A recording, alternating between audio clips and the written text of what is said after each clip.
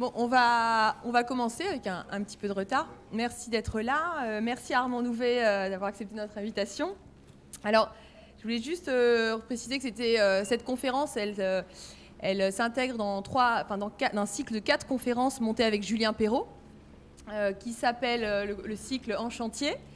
On avait accueilli le 10 mars Francisco Martinez de Loma, qui était venu parler de la médiathèque de Caen. Le 17 mars, Stéphane Fernandez de l'agence Fernandez SR, qui avait notamment présenté le projet du centre culturel de Vertou. Et puis Armand qui va nous présenter donc l'école de cinéma de l'île de Nantes, je crois. Et on accueillera, donc c'est dès mardi prochain, Jean-Pierre Lévesque, associé chez Brenac et Gonzalez, et Béranger Vincent pour le projet qui se trouve sur le boulevard Victor Hugo, les bureaux du Conseil général. En guise d'introduction rapide, je voulais un peu revenir sur pourquoi on a monté ce cycle-là dans cette école, et que ça partait avant tout d'un constat, c'est que cette école, elle est dans une ville, dans une île, où la ville s'est habituée à la présence du chantier. Partant de ce constat, ce cycle de conférences donc, propose à des architectes, à des urbanistes de venir parler du processus de projet, de parler de l'acte de construire, de parler de leur engagement, de l'engagement qu'on peut mettre à fabriquer ce métier et c'est les bâtiments qui en découlent. Et l'idée aussi, c'était donc de parler d'un projet en commençant par le chantier. Ça permet de décrire les réalités d'un métier qui est en prise clairement avec un monde complexe, dans lequel on est tous aujourd'hui, et qui nécessite un vrai engagement.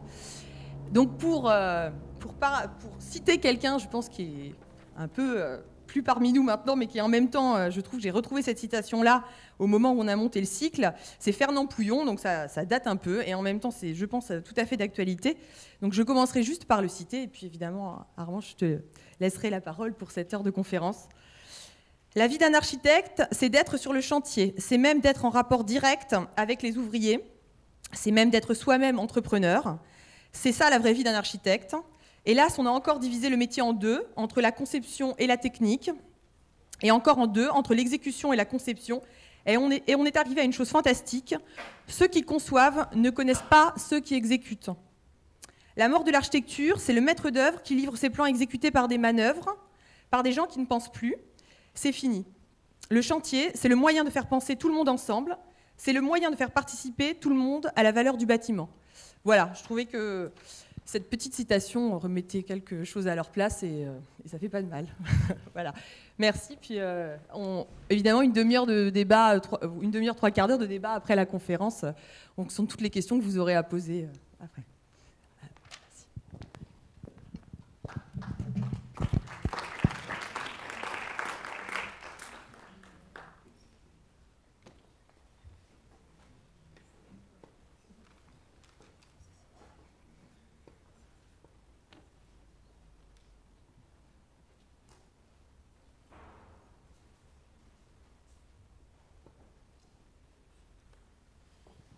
Bonjour, merci donc à Maëlle pour cette introduction et ce portrait qui, comme tout portrait, est toujours un peu trop favorable. Mais bon, merci aussi à Julien Perrault qui organise les conférences avec toi et puis à l'école de Nantes pour cette invitation. Évidemment, parler du chantier, je ne sais pas, Pouillon parle du métier d'architecte au singulier. Peut-être que moi je le nuancerai un peu, mais on va le voir peut-être à travers mon propos. Mais évidemment, le métier d'architecte, c'est peut-être pas qu'un métier, quoi, de maîtrise d'œuvre. Il y a beaucoup de métiers, je dis ça devant le public d'étudiants. Il y a beaucoup d'autres façons de faire valoir cette formation d'architecte et de l'exercer professionnellement. Ce que je voulais faire avec cette thématique du chantier, c'était peut-être d'une part déjà m'expliquer dans un premier temps sur le titre que j'ai donné, même un peu rapidement à la conférence, et m'expliquer sur comment j'ai fabriqué cette conférence en tant qu'objet de conférence. Donc c'est mon premier chantier en fait, d'avoir fabriqué ça. Et peut-être ce que je voulais saisir aussi comme occasion, c'était de venir parler dans une école d'architecture, peut-être pas de l'architecture ma vie, mon œuvre, et l'architecture comme la fabrication de projets, mais peut-être l'architecture comme un sujet. Comme un sujet qui engage donc différentes dimensions, bien au-delà de ce que l'architecte peut prescrire et de ce qu'il supposerait maîtriser en tant que maître d'œuvre. Et peut-être il y a une part qu'il ne maîtrise pas ou qui ne dépend pas de lui, qui est bien au-delà, qui est, disons, dépendante, qui sont tous les déterminants d'un projet, on pourrait dire d'une forme de conjoncture un peu générale aussi. Donc élargir un peu ce que produire de l'architecture peut être, au-delà de ce que l'architecte y met et y voit et y prescrit, à toutes ces conditions qui lui échappent d'une certaine façon et dans lesquelles le projet et l'architecte à sa suite naviguent. Alors, pour ça, j'espère donc du coup que ça serait une conférence, un peu pour reprendre l'expression d'un critique d'architecture contemporain. J'espère que cette conférence pourrait être éventuellement brillante, mais ça serait une grande ambition, mais surtout qu'elle soit plutôt un peu éclairante, quoi. Alors, j'ai choisi de vous parler que d'un seul bâtiment, justement pour ne pas faire défiler une suite de projets avec, en vantant les mérites de ces différents projets, mais plutôt de suivre l'histoire d'un projet et de voir un peu par quels aléas il passe. D'une part, en allant sans cesse, disons, dans un aller-retour, d'où le titre de cette conférence, qui est cette double entrée, donc cette façon de parler de deux façons, de deux manières différentes de parler d'un même bâtiment. J'avais choisi cette image parce que justement elle faisait un peu référence à une double réalité du bâtiment, puisque cette photo que j'aime bien, elle est prise entre chien et loup, donc déjà il y a une réalité un peu trouble, et puis en même temps elle présente un reflet, donc le bâtiment il est une chose, enfin il y a une sorte de réalité possible peut-être. Donc je voudrais en dire, et je vais alterner dans cette conférence, entre des choses qui sont dans notre esprit à nous, dans l'atelier, des concepts, des idées, des choses, des intentions qu'on essaye de charrier et dont on essaye de nourrir le projet, et puis également une histoire autre dans laquelle le projet s'insère et qui vient le percuter, avec lequel le projet doit faire, donc notamment chantier, ici, je le traiterai un peu comme une sorte de poupée russe et d'emboîtement de différentes échelles, de différents déterminants, ceux maîtrisés par l'architecte, ceux qui lui échappent, et notamment le chantier d'un bâtiment dans le chantier d'une île, dans le chantier d'une ville, puisqu'il s'agit d'un bâtiment qui est situé, donc, que vous connaissez, qui est tout près d'ici, donc c'est pour ça qu'il y aura peut-être peu de photos, enfin il y aura quelques photos, mais peu de plans en tout cas. Un projet qui est tout près d'ici, puisqu'il s'agit il est sur le site de la Prairie au Duc, sur l'île de Nantes, sur le site des anciens chantiers, et il prend place donc dans ce que la ville et la Samoa ont appelé le quartier de la création, et qui est au fond un ancien site industriel qui se reconvertit peu à peu en site en ville, disons, avec la mixité de programmes, avec sur cette zone particulière, cette ambition d'être un quartier de la création, ce qui resterait à définir. Et ici, donc, il s'agit d'un programme d'école de cinéma et de résidence étudiante, donc qui répond un petit peu à cette volonté programmatique plus large de quartier de la création. Alors, je vais en parler d'abord peut-être en disant effectivement le projet conscient du fait qu'il est à la fois déterminé en interne, dans ce qu'on y met de façon consciente et volontaire, en tant que concepteur, qu'équipe de conception, maîtrise d'œuvre, et à la fois parce qu'il lui échappe. Et du coup, conscient de ça, conscient qu'une part nous échappe tout le temps, il me semble qu'il y a une attitude de l'architecte et de sa conception qui doit être forcément stratégique. C'est-à-dire qu'il doit prévoir un peu ses aléas et qui du coup va prescrire ou disons formuler son projet avec la conscience de ces aléas et donc en lui proposant, en lui mettant des ingrédients qui sont susceptibles de ne pas être trahis par cette histoire chaotique qu'il va vivre. On sait qu'on va être dans un océan d'incertitude, d'aléas, et du coup, la prescription, elle doit forcément s'ancrer sur quelques éléments qu'elle va essayer de tenir. Donc c'est ça que je vais essayer d'illustrer avec cet aller-retour entre deux échelles de détermination. Alors, la première image, un peu énigmatique, c'est vraiment une image de chantier, c'est la mise au point d'un détail, c'est même la première sortie d'un détail, qui est un détail, ici, on ne comprend pas très bien ce que c'est, mais c'est un appui de baie, un futur appui de baie. C'est la première sortie catastrophique du premier appui de baie, avec un problème de coffrage, avec un problème de remontée des bullages dans le coffrage de béton, et qui donne cette matière et qui se veut être l'appui d'une baie. Et cette baie, ça risque d'être le détail très important, presque un peu déterminant de ce projet. Si on peut dire que parfois les projets ont un détail qui en raconterait presque toute l'histoire. Ici, ça serait peut-être l'histoire d'une baie dupliquée. Et ce bâtiment, on pourrait dire que d'une certaine façon, c'est peut-être que ça, c'est peut-être qu'une baie qui se duplique. D'où l'importance de ce détail, mais j'y reviendrai après pour expliquer comment il a pu être mis au point et quelle importance il a dans le projet.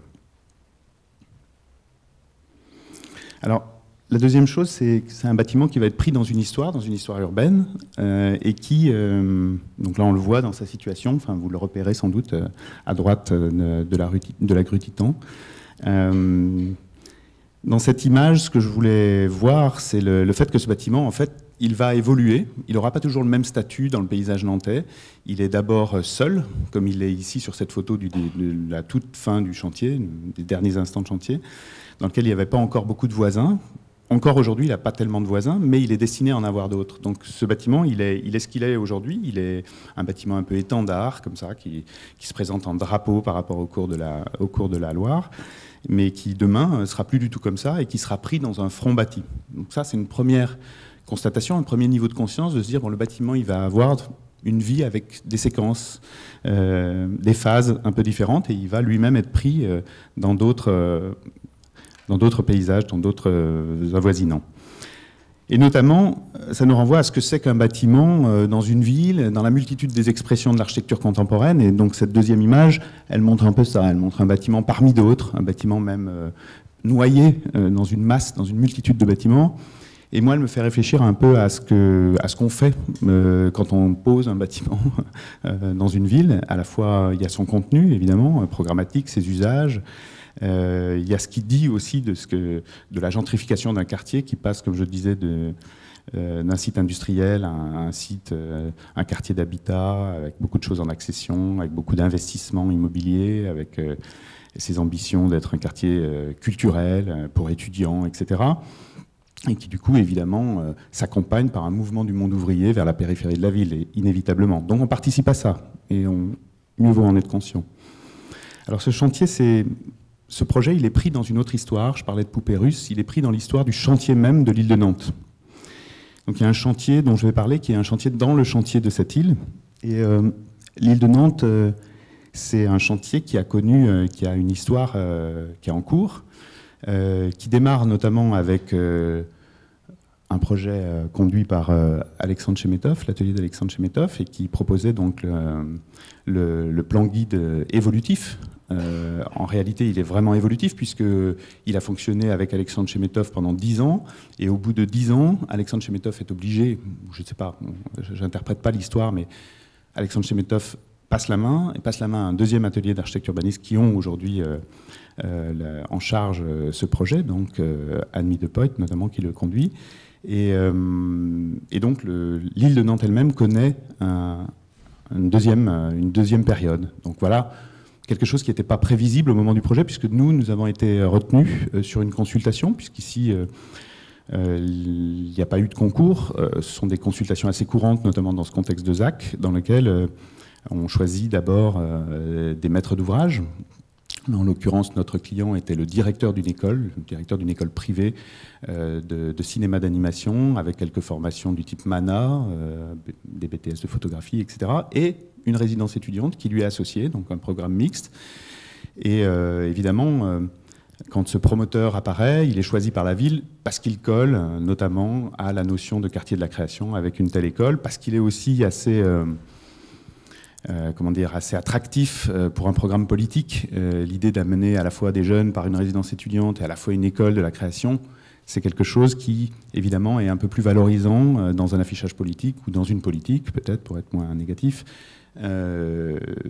quant à ce que ça peut dire par rapport à un immeuble de bureau ou par rapport à un immeuble simplement d'accession à la propriété de logements, loi Cellier ou autre. Donc voilà, à partir de là, le promoteur est choisi, négocie ses charges foncières et se voit décerner une parcelle qui est située, qui est le petit point rouge que vous voyez, qui est idéalement située d'une certaine façon, puisqu'elle fait face au centre historique de Nantes, elle fait face à la Prairie au Duc, elle a devant elle elle est en premier front du bâti sur la Loire, et elle a des parcs simplement à ses pieds. Donc une situation plus que favorable. Mais néanmoins, à cette époque-là, on est donc désigné, et c'est encore le projet Chemetov qui prévaut. Ce projet Chemetov, il se caractérise par une conception du projet urbain qui est basée notamment sur des îlots, des bâtiments îlots. C'est-à-dire que chaque programme est un îlot en lui-même, cerné par 4 rues. Et le bâtiment, du coup, que nous commençons à esquisser, est un bâtiment qui est fait dans ce cadre, à l'intérieur de cette prescription urbaine d'Alexandre Chemetov. Et donc, le bâtiment adopte cette forme. Là, vous voyez un S en bas, qui est une forme du socle du bâtiment, et qui se dessine. Ce S, en fait, désigne... je vais le montrer comme ça.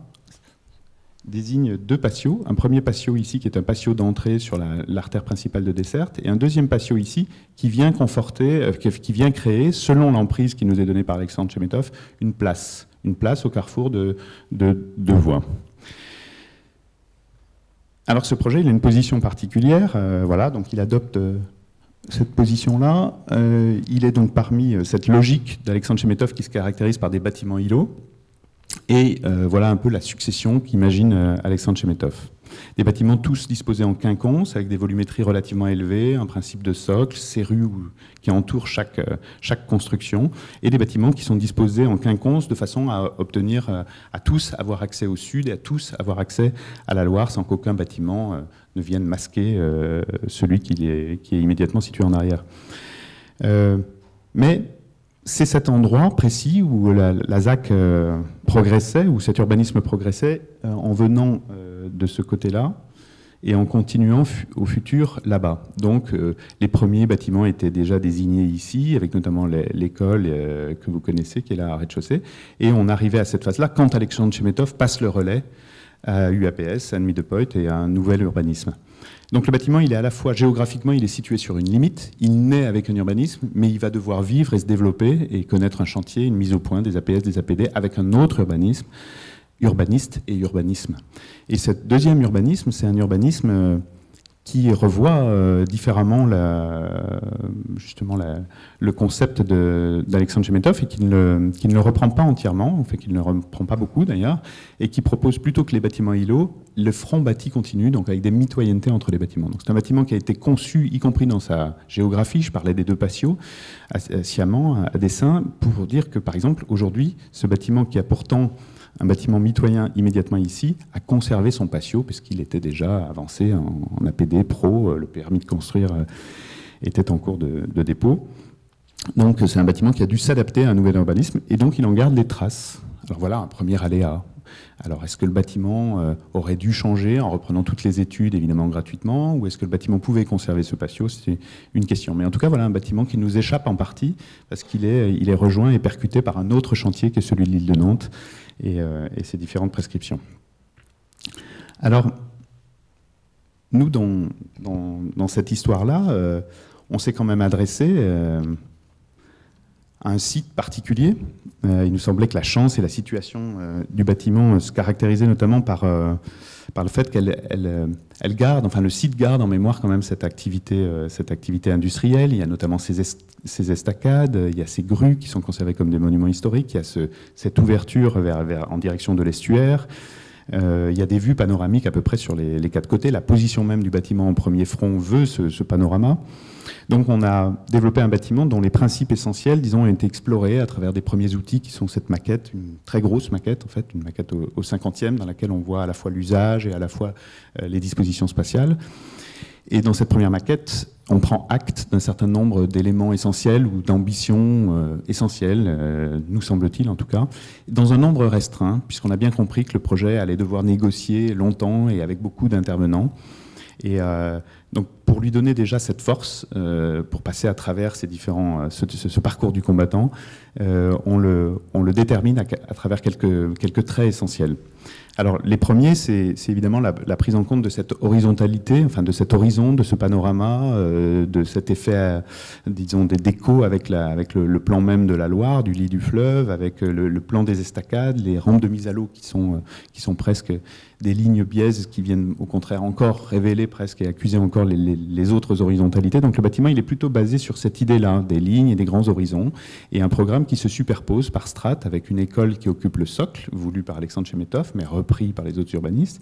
Et puis petit à petit, à partir d'un étage intermédiaire et d'un toit terrasse accessible, il devient résidence. Donc c'est comme ça disons que la géographie du bâtiment, sa forme presque, va accueillir le programme de différentes façons. Donc voilà les patios, on les retrouve, les deux patios dont je parlais. On retrouve ce grand toit terrasse qui est le socle voulu par Alexandre Chemetov, qui va devenir pour nous un vrai potentiel de toiture accessible, évidemment. Et puis ces patios qui ont cette volonté d'être l'accueil d'un bâtiment assez grand et où on entre par une petite porte, un premier patio qui donne en diagonale, dans un pincement très étroit du bâtiment, sur un deuxième patio. Et donc, on a préféré garder ce patio puisqu'il jouait ce rôle pas seulement urbain, mais aussi même dans la qualification, l'éclairement naturel des différentes pièces. Donc c'est un élément qui nous semblait essentiel et qu'on aura pu préserver jusqu'au bout. Ensuite, c'est un bâtiment qui, je le disais, donc, qui accueille une école de cinéma. Et dans son socle, qui est très épais, qui fait toute la largeur d'une parcelle qui est construite à 100%, une parcelle qui fait à peu près 1600 mètres carrés, donc ça veut dire que quand le socle occupe 100% de la parcelle, hormis le creusement des deux patios, il a donc un grand volume, une grande surface au cœur même de la construction qui est aveugle. Mais ici, c'était forcément presque comme une évidence, ce socle sur 6 mètres de haut, proposant aussi une grande hauteur, c'était comme une évidence pour accueillir tous les studios de tournage qui caractérisent le programme. Donc il y a un élément central du programme qui est ici au cœur du socle, développé sur 2 niveaux, et qui est le studio de prise de vue que vous voyez là et qui lui-même s'étale du nord au sud entre les quais et les patios au fond qu'on devine sur cette image.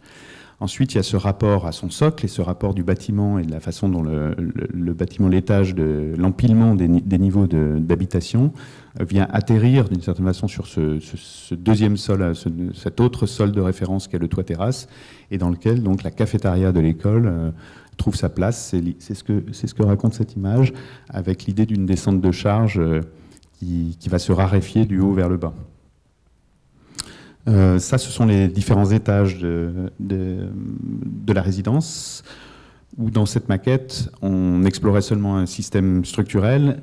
On voulait affirmer cette question d'horizon et la valorisation de ces horizons, et en disant que la qualité première de ces chambres, c'était probablement la vue dont elles disposaient, et que ça, c'était un des éléments essentiels justement dont je parlais. Donc voilà l'ensemble que ça produit, là, vu depuis la prairie au Duc, par exemple, avec donc au centre de l'image, en bas, pardon, le débouché du grand studio de tournage, qui du coup peut accueillir des véhicules aussi qui devaient entrer. Donc on peut arriver par le site de la prairie au Duc et rentrer avec un véhicule à l'intérieur du studio. Sinon, ce sont des salles de cours, pour la plupart, autour, salles de conférence, salles de cours, administration, etc., qui se développent dans cette épaisseur de socle. Je l'ai dit, dans l'étage qui se pince entre le socle et la série des étages résidentiels, le niveau de cafétéria. Et ensuite, évidemment, c'est un deuxième programme, d'ailleurs, indépendant du premier, du point de vue de ses accès, du point de vue de sa gestion aussi, qui est donc une résidence étudiante de 135 chambres. Alors, cette horizontale, cette façon de venir nicher ou habiter le programme dans la géographie même que nous donnait ces volumétries, et d'utiliser la géographie du bâtiment comme distribution programmatique, comme la distribution des éléments de programme, pardon, ça nous a conduit à, tout naturellement, une première vision du projet qui était celle-ci, qui aurait pu être un premier permis de construire. Et là, je dois dire qu'il y a une autre histoire qui arrive, qui est celle du fait que dans ces quartiers-là, comment se fait cette architecture-là et cet urbanisme-là, c'est évidemment, comme je l'ai dit, sans concours, et du coup, c'est sur une audition assez rapide, on est plus ou moins coopté à la fois par la maîtrise d'ouvrage et à la fois par l'aménageur, la SAMOA, la ville. Et du coup, le projet, il est formulé dans ses grands principes, mais de façon assez floue. Donc, il n'y a pas un concours et le niveau de précision qu'aurait eu une proposition de concours. Donc, le projet peut adopter une première image comme ça, mais cette image, très vite, va être remise en cause, à mi-parcours, par le maître d'ouvrage. On pourrait dire une sorte de caprice du maître d'ouvrage qui, tout à coup, ne sentait plus très bien ce bâtiment, ses lignes horizontales, etc. Il n'était plus très convaincu par ça. Il nous demandait de reprendre tout le projet. En même temps, les deux urbanistes s'interchangeaient. Et là où le noir qu'adoptait ce bâtiment, par exemple, avec la mise en évidence des grands panoramas et d'une architecture faite simplement de l'assemblage de menuiseries, tout à coup, la formulation va devoir changer et le nouvel urbanisme veut du blanc. Chacun a sa religion, comme ça, des couleurs, et, notamment, et de la mitoyenneté aussi, parce que ce qu'on remarque sur cette image, je vous le fais remarquer maintenant, et puis j'y reviendrai peut-être sur une autre image, c'est qu'ici, à côté du bâtiment, on voit une rue, donc une rue pratiquée, circulée, etc., totalement ouverte. Le bâtiment est un îlot.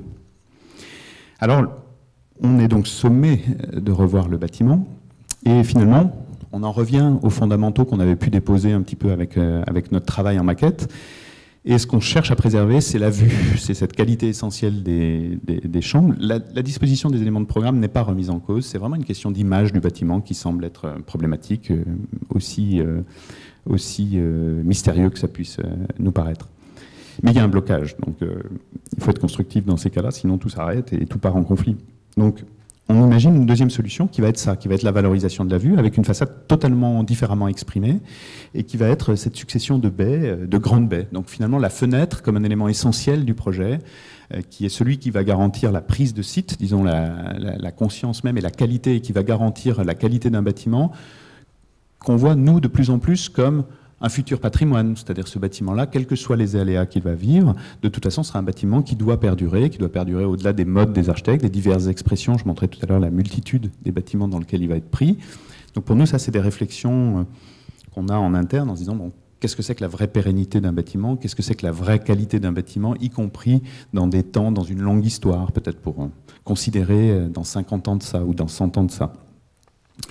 Donc on cherche une expression très rudimentaire, finalement un détail très rustique, qui est celui de la baie, et qui va nous donner un bâtiment dans lequel on se refuse à appliquer des matériaux qui seraient cette succession de bardages qui peuvent finir par qualifier ces paysages de l'île de Nantes ou ces paysages de ZAC en général, avec les nouvelles injonctions réglementaires thermiques et autres qui poussent vers l'isolation vers l'extérieur, et donc par la vêture comme principe généralisé quasiment à toute l'expression contemporaine des architectes.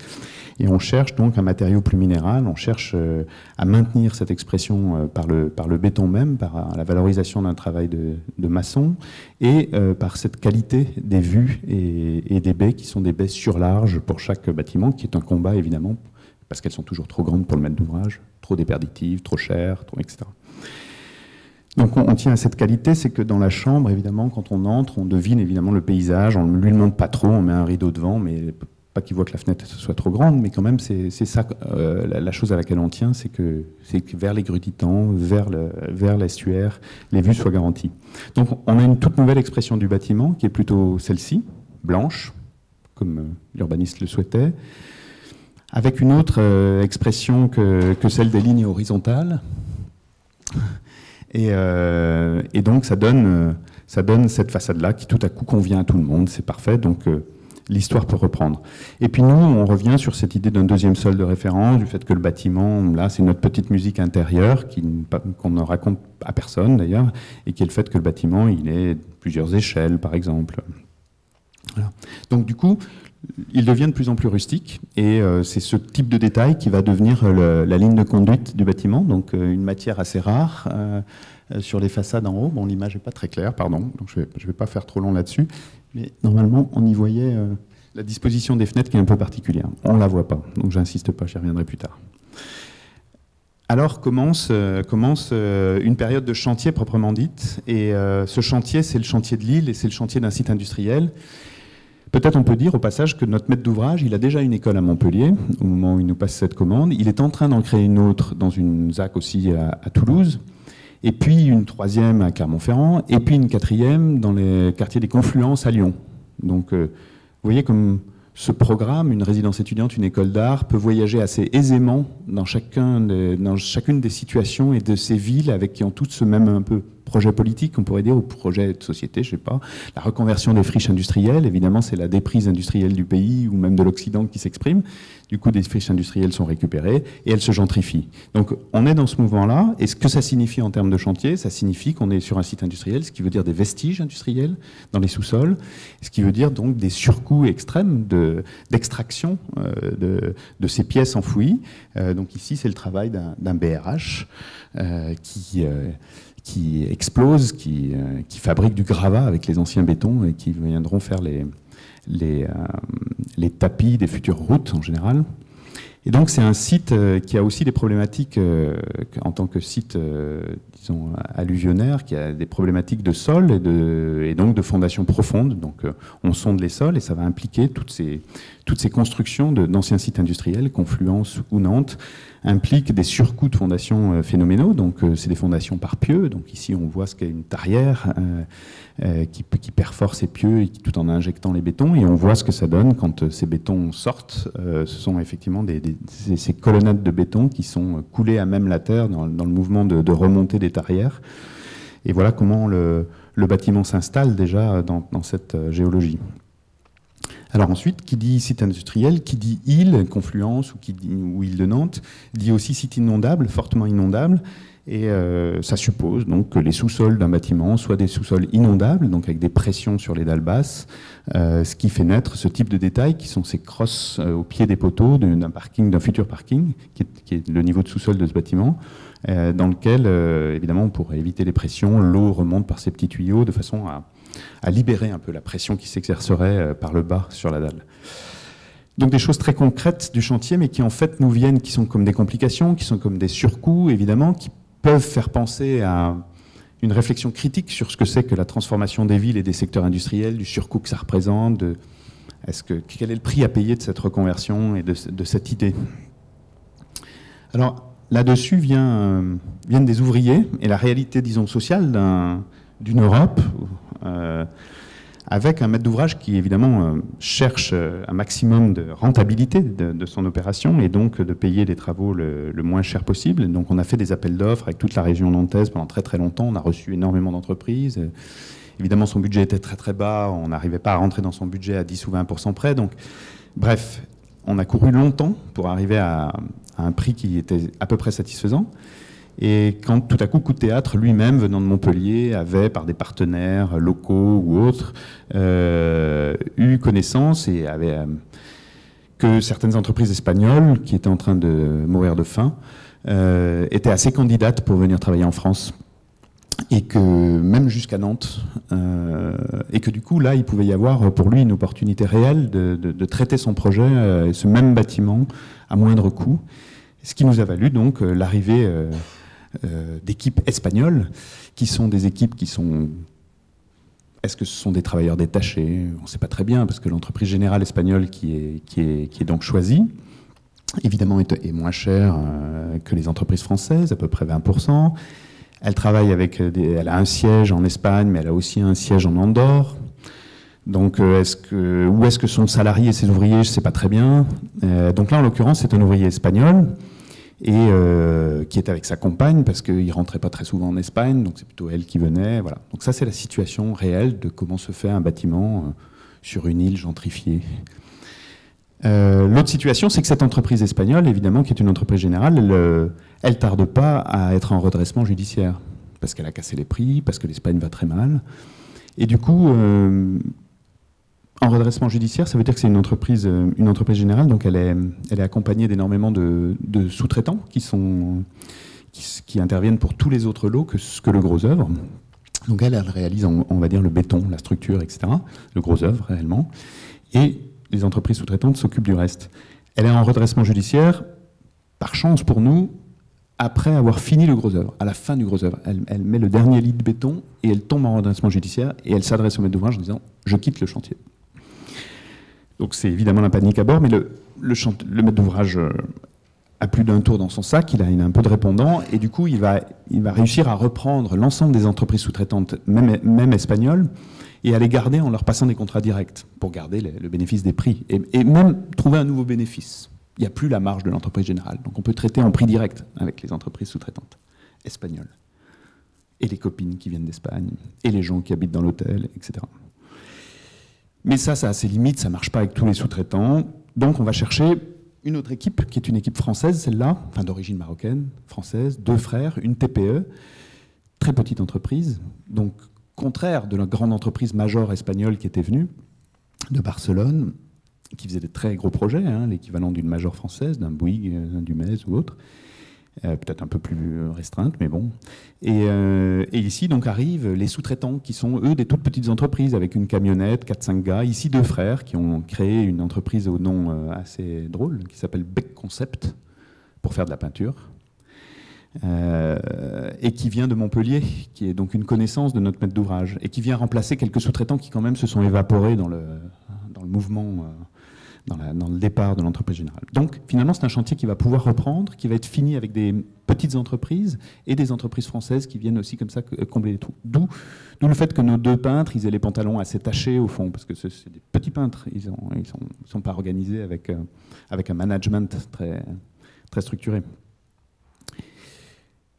Alors, pour tout tout ça, vous vous en doutez, c'est une histoire un peu compliquée. Et d'ailleurs, donc c'est une histoire compliquée à vivre, à suivre. Donc le chantier, au sens où le disait Pouillon, effectivement, c'est une aventure dans laquelle on ne parle pas assez avec les ouvriers, dans laquelle l'architecte devrait être présent sur le chantier. Donc là, je voudrais saluer quand même Arnaud Leduc, qui est présent là, ce soir, qui dans la salle et qui était avec moi et qui suivait lui pleinement ce chantier. Donc il a suivi sans jamais flancher dans tous ces mouvements plutôt chaotiques.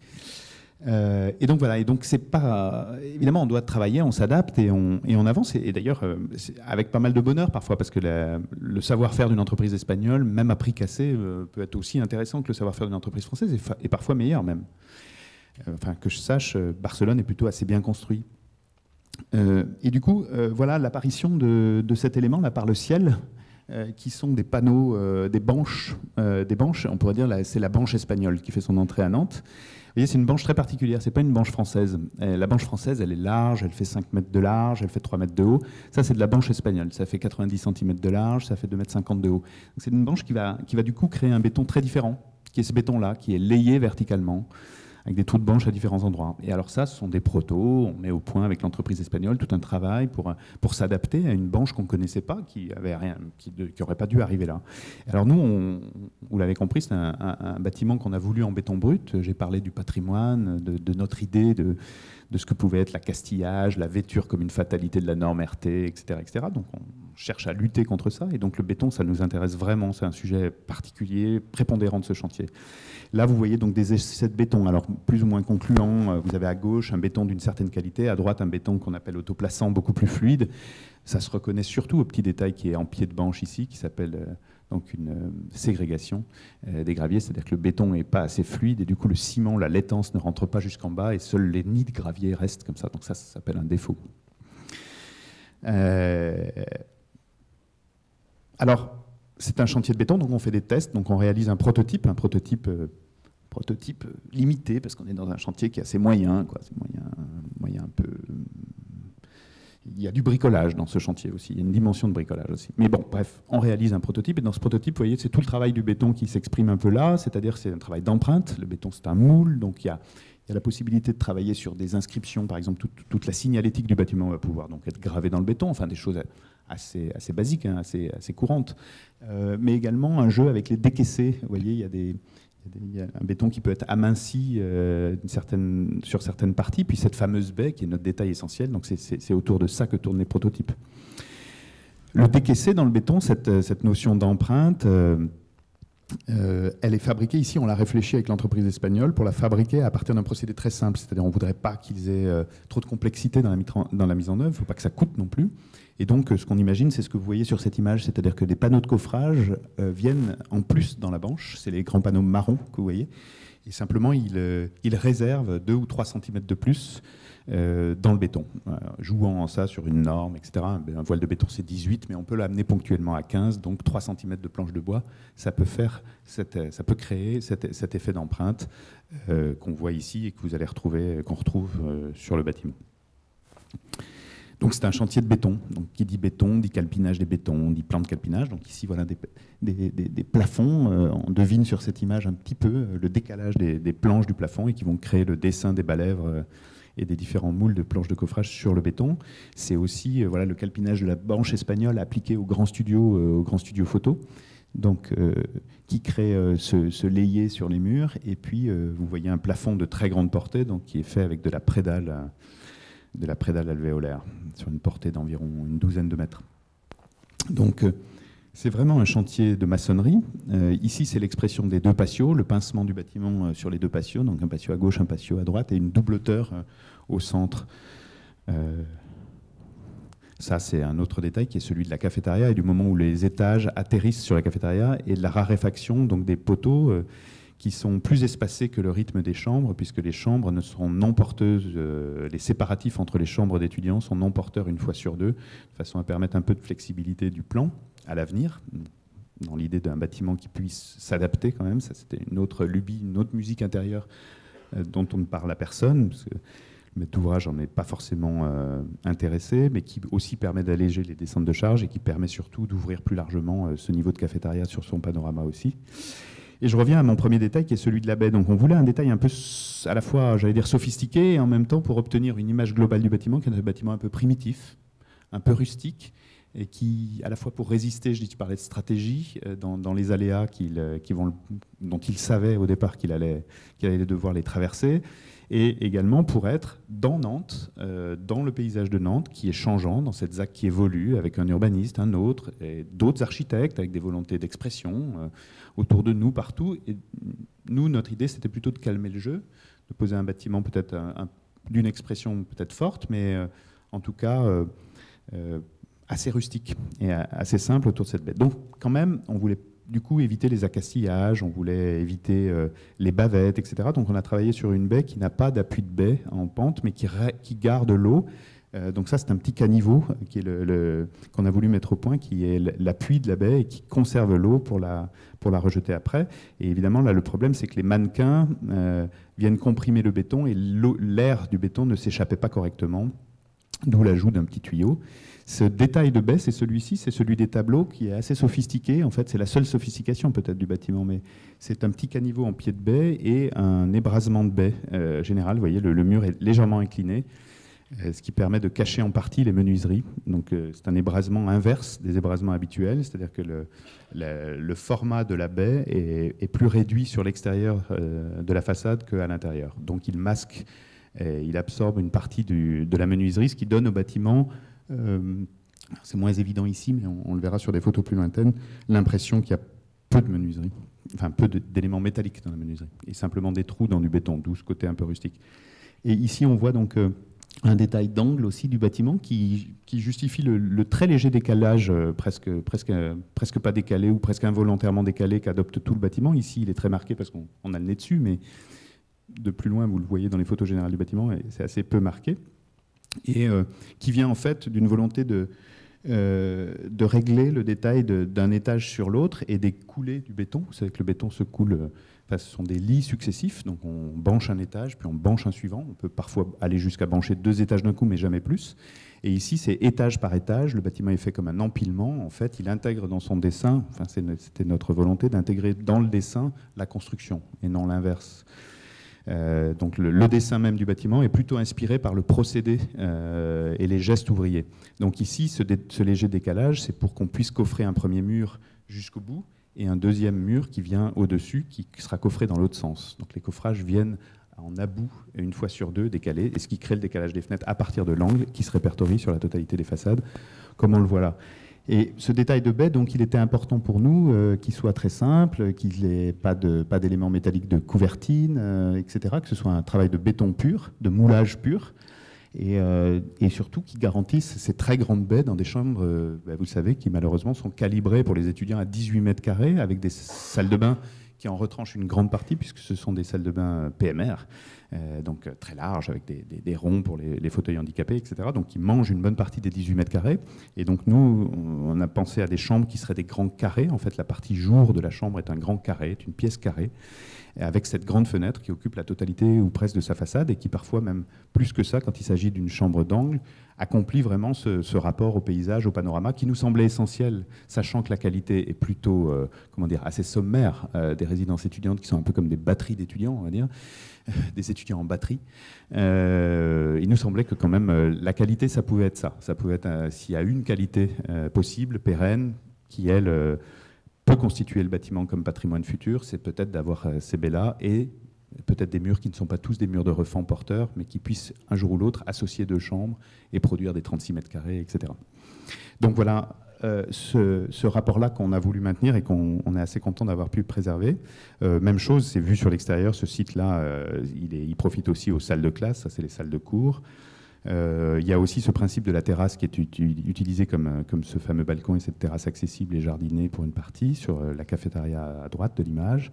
Et puis ce grand studio de tournage qui se situe au centre, qui se subdivise par des rideaux en trois tournages simultanés ou qui peut être utilisé dans sa totalité. Donc voilà un peu comment le bâtiment se dessine finalement dans son environnement. Et voilà que ressurgit, quand on le regarde de loin ou d'un peu plus loin, son voisinage. Là, ça y est, il a enfin 2 voisins, un à gauche, un à droite, qui sont à la fois blancs, nouvel urbanisme, et à la fois décalés, ancien urbanisme. Donc ces bâtiments, ils sont ce qu'ils sont, et ils sont dans cette histoire un peu chaotique. Voilà comment ils prennent place.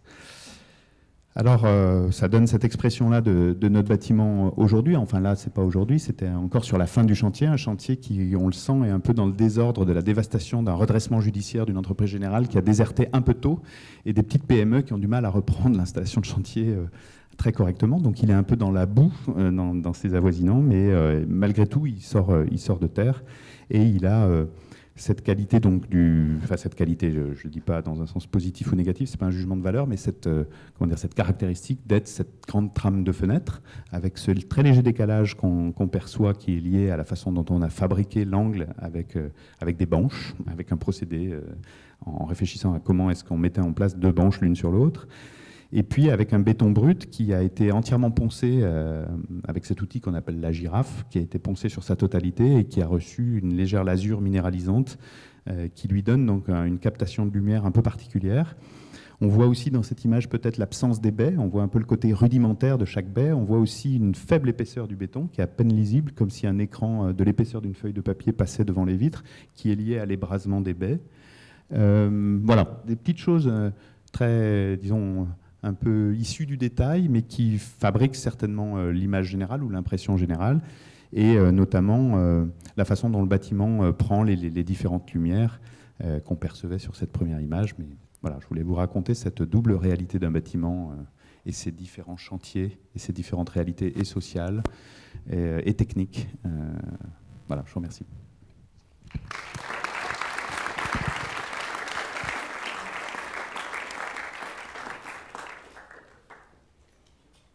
Merci beaucoup pour ta présentation. En espérant qu'il y ait quelques questions dans l'Assemblée. Je vais essayer de pas...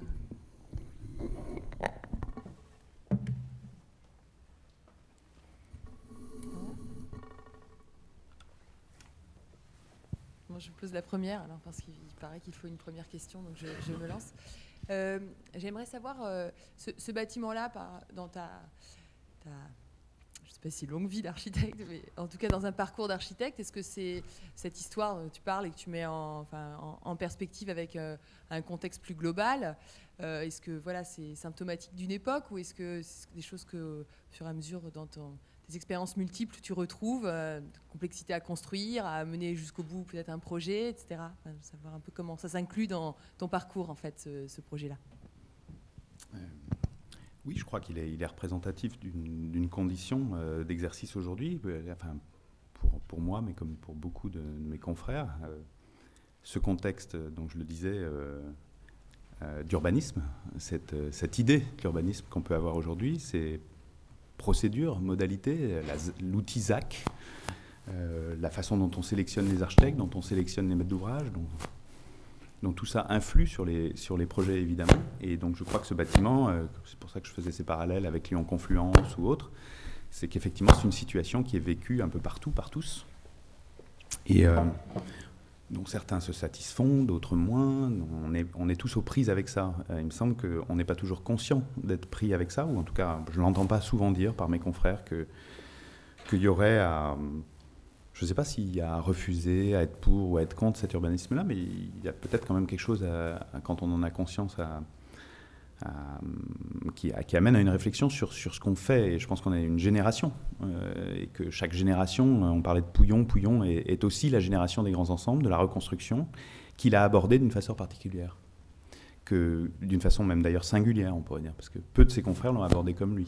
Il l'a abordé en tenant à certaines qualités de mise en œuvre, à certains matériaux, à une idée de ce que peut être la monumentalité du logement social, etc. etc. Donc Pouillon, c'est beaucoup d'idées. C'est un vrai positionnement qui n'est possible que par la conscience qu'il pouvait avoir du moment historique dans lequel il était pris. Donc moi, je crois qu'on a intérêt à être éveillé sur ces questions-là, à savoir que voilà, on est transitoire, nous, on passe, nous les architectes, et on compte peu. Je trouve qu'une image qui renvoie à cette modestie, c'est une des premières images que je montrais dans laquelle le bâtiment a été pris dans une multitude d'autres bâtiments. Donc évidemment, on a des velléités d'expression les uns les autres qui peuvent dominer, qui peuvent nous permettre de voir les choses peut-être à trop court terme. Et c'est difficile de prendre ce recul et de se dire, tiens, je suis la génération qui fait les ZAC, je suis la génération qui fait l'isolation par l'extérieur, je suis la génération qui voit les promoteurs, les investissements de la loi Cellier. Et en même temps, c'est des situations d'exception. Moi, mon agence, c'est une agence ridicule, c'est une agence de 5 personnes à peine. Donc c'est à la fois grand et petit, c'est minuscule, mais par rapport aux entreprises, par rapport au pouvoir de décision, donc qui nous appartiennent absolument pas. Donc on a le choix de se mettre en marge, on a le choix de jouer, mais de toute façon, je crois que pratiquer l'architecture, c'est toujours, on ne peut pas éviter la compromission. Ça me semble difficile, par définition. Faire de l'architecture, c'est forcément travailler avec une époque, avec des éléments qui nous sont donnés par des choix de société. Pourquoi habiter de façon gentrifiée les anciens sites industriels ? Ça vient de choix politiques, probablement. Ça vient d'une économie mondialisée. Ça vient d'énormément de choses. Donc, voilà. Ce qui me semble, c'est que la conscience de ce moment auquel on participe peut sans doute nous amener à prescrire ou à agir différemment, jusqu'à détester les ZAC pour ma part et les promoteurs. Mais vais-je y survivre ? Je ne sais pas, on verra.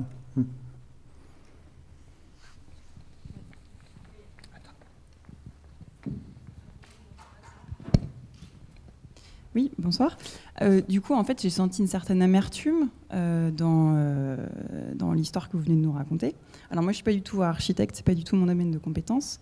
Est-ce que c'est la première fois que vous rencontriez ce genre d'expérience avec ce type de promoteur? Est-ce que ça vous était déjà arrivé auparavant? Est-ce que vous êtes resté en bon ou mauvais termes avec ce promoteur? Est-ce que c'est quelque chose que vous referiez?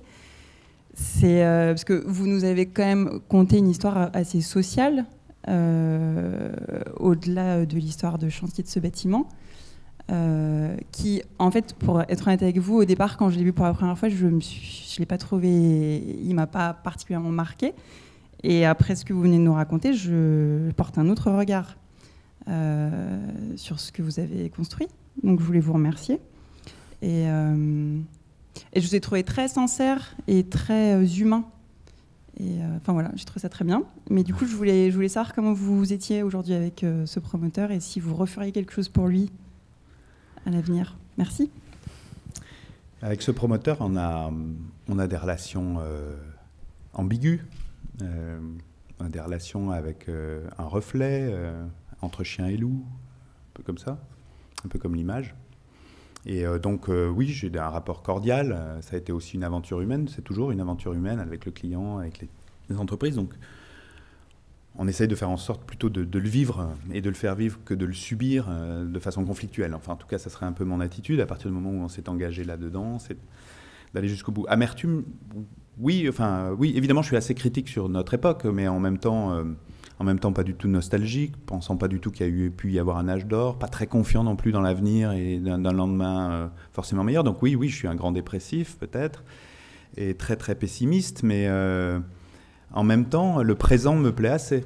Je dirais que c'est pas choisir entre une époque, un hier idéalisé ou un futur idéalisé aussi, mais c'est se dire que agir, être présent dans l'actualité des choses, ça c'est assez intéressant, assez stimulant, je trouve.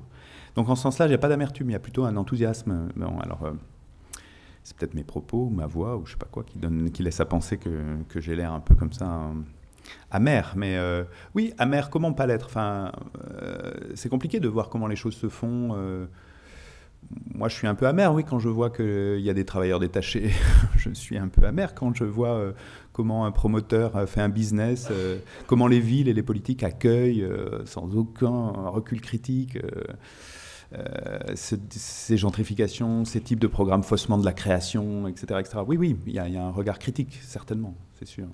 En même temps, voilà, moi je suis là, enfin, en l'occurrence ici pour couler du béton, et donc j'essaie de le couler au mieux, en me disant que c'est pas pour eux que je le fais, et en me disant que c'est pas pour cette époque que je le fais. Et c'est pour ça que je tenais, et que j'ai prononcé sans doute trop souvent ce mot, cette expression de patrimoine futur, en me disant que les bâtiments nous survivent, et que ce qui me semble important, moi, aujourd'hui, c'est ce dont on hérite dans les villes comme bâtiments, et que ceux qui, par ses contemporains, étaient vus comme les bâtiments phares, sont peut-être pas ceux qui seront vus demain comme les bâtiments phares. Donc, ces histoires-là m'intéressent assez, de me dire qu'on agit là-dedans, nous, au présent, mais avec une vision un peu au-delà de ça, au-delà de ce présent-là. Donc ça, je trouve ça assez stimulant d'ailleurs, en fait, comme matière.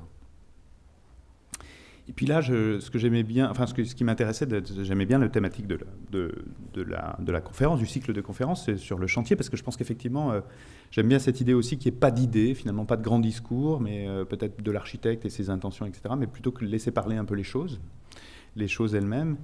Et ça me rappelle un peu cette histoire cette petite anecdote d'un de mes confrères qui disait que voilà, il prenait au début de sa carrière, il construit sa première maison, il est jeune architecte, il sort de l'école, mais dans la famille, il y a un grand architecte, il y a un oncle qui a déjà fait ce métier depuis longtemps, qui est l'architecte de la famille. Tout le monde lui parle depuis longtemps, donc il est très timide, modeste, etc. par rapport à ça, et il vient de réaliser sa première maison, et il veut la faire visiter à son oncle. Vous connaissez cette histoire peut-être, c'est celle de Jacques Ondelat, qui était important pour cette école, je crois. Et qui construit sa première maison et qui, un peu tremblotant et un peu fier, la fait visiter à son oncle. C'est un grand jour.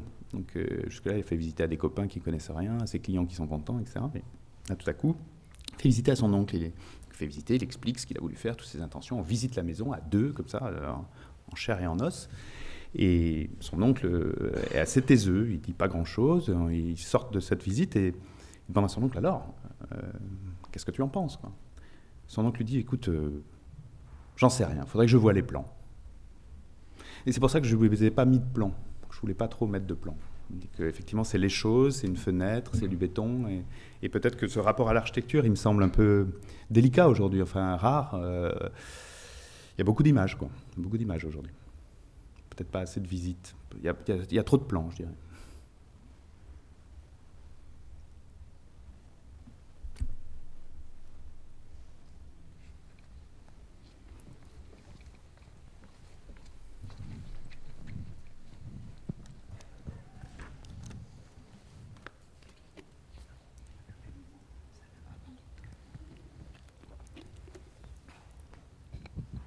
Oui, bonsoir. Donc Alain Bertrand, moi je suis l'aménageur de l'île de Nantes et donc je voulais réagir à un certain nombre de propos qui ont été dits.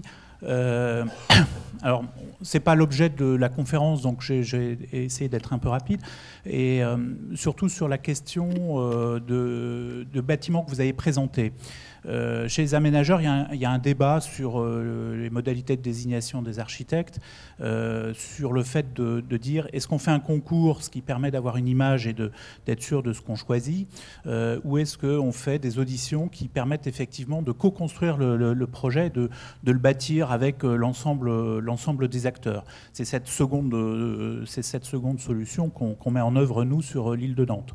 Je signale qu'on la met en œuvre aussi parce que localement, c'est vrai que les promoteurs ont l'habitude de donner une rémunération de la partie concours qui est très très faible et que ce système d'audition permet aussi, de choisir sans faire travailler les architectes quasiment gratuitement puisque les rémunérations sont à peu près à la hauteur des images de synthèse qui sont données à la fin en général. Donc ça, c'est une première réflexion. La deuxième, c'est j'aimerais savoir, dans l'évolution du projet, celui que finalement vous préférez. Parce que moi, je trouve que celui qui a été réalisé est plus intéressant que les premières esquisses que vous avez qualifiées de marron. Et ça relance une autre réflexion qui est le rapport avec l'urbaniste. Là aussi, ce n'est pas le sujet du jour, mais je voudrais quand même rectifier une chose. Quand l'histoire du blanc, ce n'est pas un caprice d'urbaniste. Je crois que quand l'équipe Marcel Smets et Anne de Poyle sont arrivés, ils sont arrivés avec une autre vision parce qu'ils étaient dans un autre contexte. Notamment, à l'époque d'Alexandre Chemetov, Prairie-au-Duc s'arrêtait à Prairie-au-Duc. Quand ils ont repris le projet, est arrivé le projet du CHU qui a relancé toute la partie sud-ouest et notamment ça changeait complètement l'angle de vue finalement de l'ensemble de l'urbanisme de ce secteur-là. Et donc c'est vrai qu'ils sont arrivés avec leur personnalité et notamment avec une nouvelle approche qui était peut-être plus dans l'idée d'assurer des relations entre les différentes architectures, ce qui n'était pas forcément le cas d'Alexandre Chemetov. Ça marchait bien quand il était par exemple sur le mail des équipements et c'est vrai que Alexandre Chemetov était extrêmement comment dire, attentif à la question de l'implantation des bâtiments, mais finalement assez libre sur la question de l'architecture et donc du coup de la relation entre les architectures. Et c'est vrai que la nouvelle équipe s'est plus attachée à voir quelles étaient les relations sans forcément tomber dans une monotonie des opérations.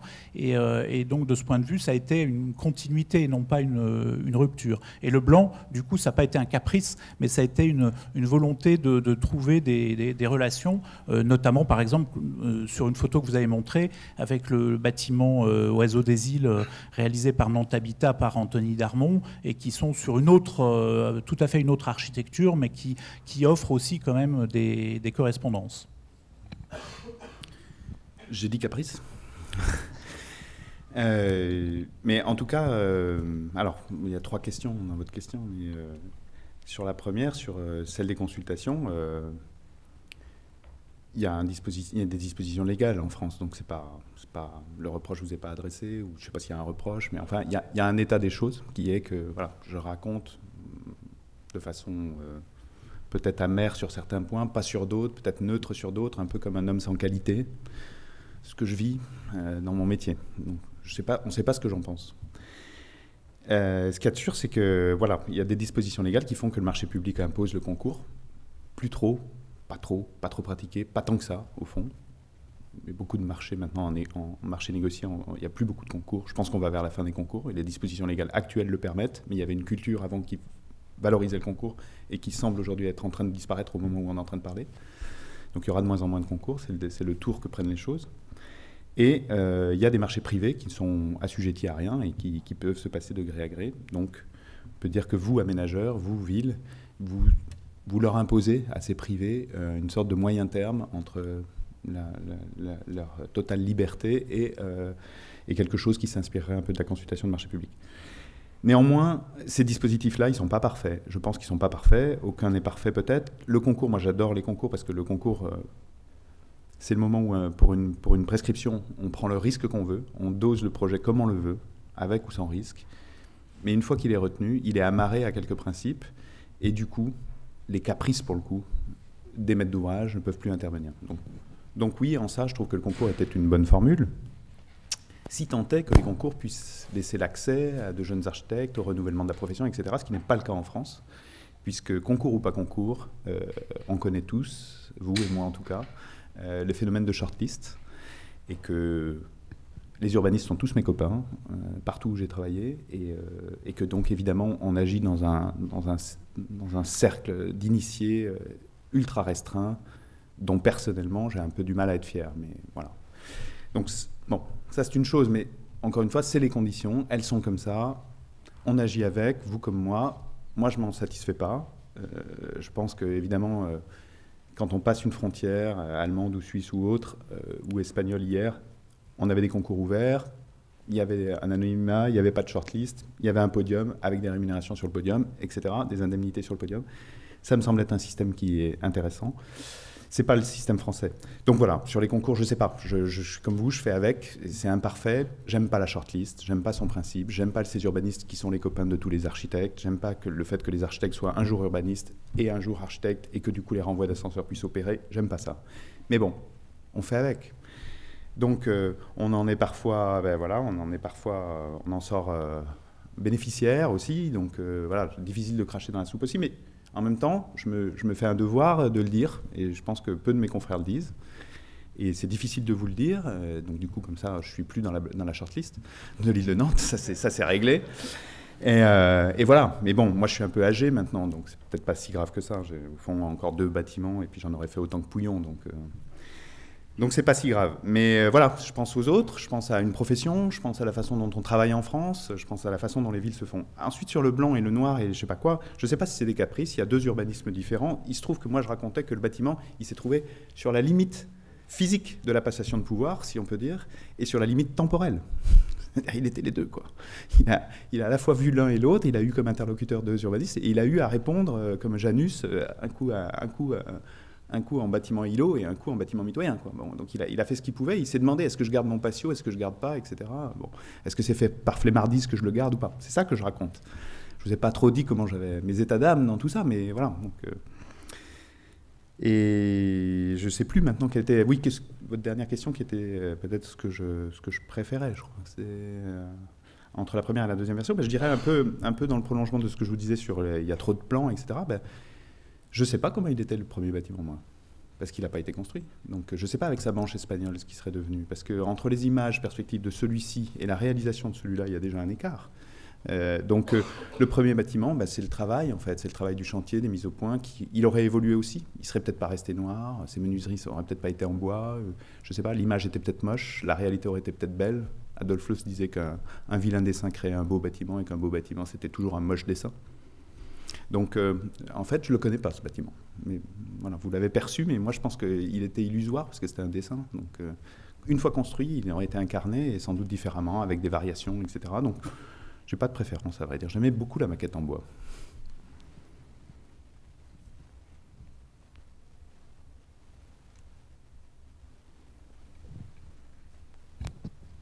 Moi, je voulais revenir à la question justement de la matérialité du bâtiment.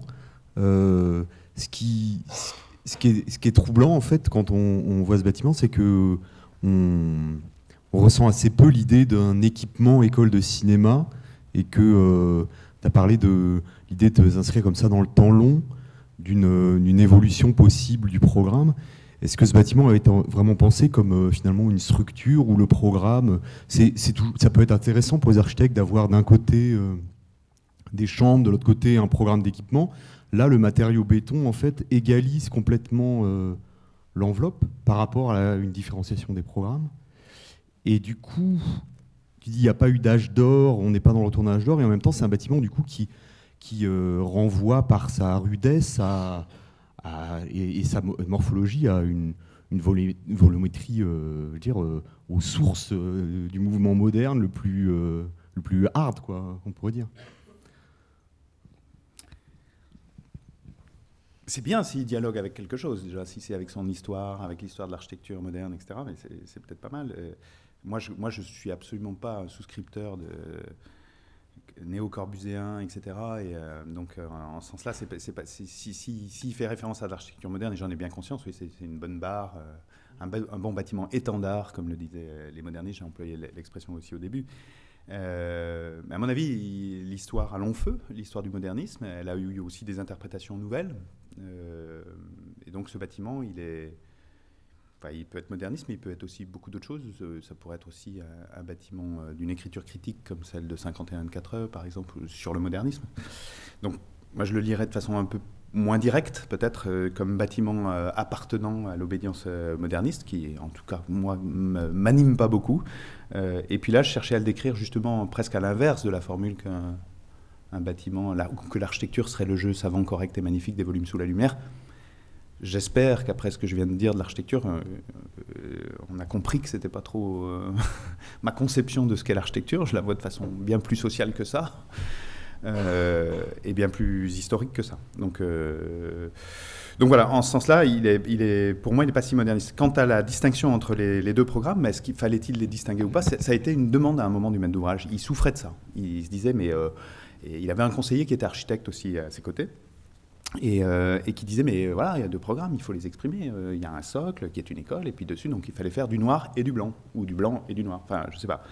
Et du coup, moi, oui, je pensais que ce bâtiment, il leur appartenait pas, comme il m'appartient pas, quoi. C'est un bâtiment qui avait à être là, avec les estacades, sur le quai, avec ses copains en bardage métallique à droite, à gauche, avec des grandes fenêtres, des petites fenêtres, des cages d'oiseaux, etc., du bardage de bois. Et donc je me suis dit, bon, voilà, calmons-nous, et ce bâtiment, il passera, il changera de main, et il aura des grandes fenêtres par contre, ça on ne lui enlèvera pas, il n'aura pas beaucoup de murs de refend, il aura une structure relativement adaptable, ça c'est quelque chose, moi je pense qu'on doit penser de plus en plus, la reconversion, la capacité de reconversion d'un bâtiment. Et du coup, même ce motif des empreintes dans les bétons, en fait, ce motif d'empreinte, il redessine des baies, il redessine des portiques, des grands portiques. Et ces bétons, ils font plus que 15 cm dans ces endroits-là. Et en fait, potentiellement, ils sont découpables pour devenir des fenêtres. Donc, c'est un peu même de là que vient l'idée. Donc ouais, j'espère bien qu'il pourra un jour être une grande école de cinéma, ou qu'on pourra faire des logements dans le rez-de-chaussée. Et j'en doute pas, d'ailleurs. Il suffira d'attendre un peu, d'être patient, mais je suis certain que, d'ailleurs, un investisseur comme son maître d'ouvrage, qui est un diplômé de l'école d'HEC et qui crée des écoles, 1, 2, 3, 4, le revendra probablement. Il y a déjà 2 SARL, là, il y a 2 maîtrises d'ouvrage, par une même personne, il en a 10 sociétés. Donc demain, la résidence, elle sera revendue. Les gens qui l'ont acheté ne l'ont pas visité. C'est des investisseurs en loi cellier qui s'achètent un studio, qui place 80 000 € et qui ramassent un loyer. Et il y a une entreprise gestionnaire qui ramasse les loyers et qui les donne aux propriétaires, etc. etc. Donc cet objet, c'est un produit immobilier. Aujourd'hui, c'est un produit immobilier qui fonctionne sur des logiques immobilières, de la défiscalisation, etc. Enfin, que des choses très conjoncturelles. Donc il est très français. Il est très français, année 2015. Mais... parce qu'eux y mettent, mais le bâtiment, cette carcasse, elle n'a pas à être ça. À mon avis, elle doit être au-delà de ça. Elle survivra à tout ça.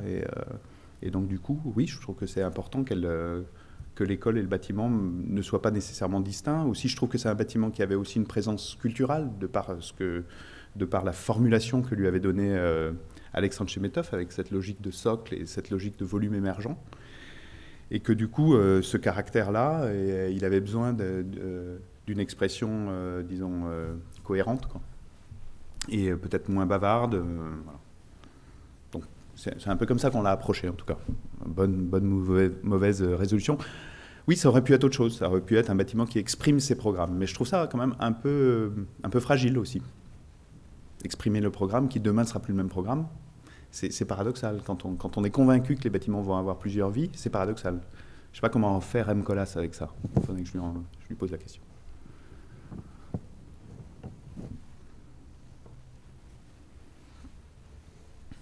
Est-ce qu'il y a une dernière question ?